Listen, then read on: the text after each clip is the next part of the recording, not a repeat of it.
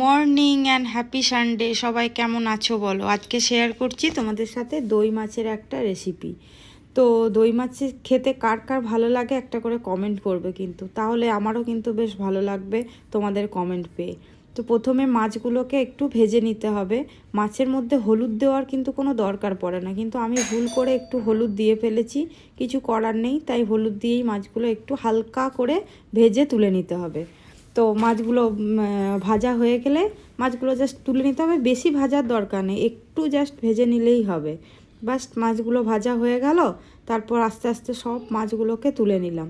এবার তুলে নেওয়ার পর কি করতে হবে, কড়াইয়ের মধ্যে তেজপাতা, দারচিনি, গরম মশলা মানে সমস্ত কিছু ওইটা দিয়ে একটু পেঁয়াজ বাটা দিয়ে দিতে হবে।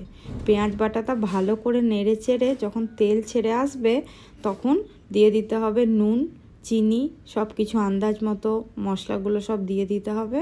তারপর ওই যে ফেটানো দই যেটাকে ফেটিয়ে রেখেছিলাম সেটা দিয়ে দিতে হবে, দিয়ে মাছগুলো এক এক করে ছেড়ে দিতে হবে। মাছগুলো ছেড়ে দেওয়ার পর একটু জাস্ট হালকা ফুটিয়ে নিতে হবে, বেশি ফোটানো কিন্তু যাবে না। বেশি ফোটালে দইগুলো কিন্তু সেই পোস্তর মতো ছানা কাটা মতো হয়ে যাবে দেখতে। একটু জাস্ট ফুটিয়ে নিলেই মানে হয়ে যাবে। ব্যাস একটু এপিট ওপিট করে নিলেই মাছগুলো রেডি। গরম ভাতে শীতের দুপুরে দই মাছ দারুণ লাগবে।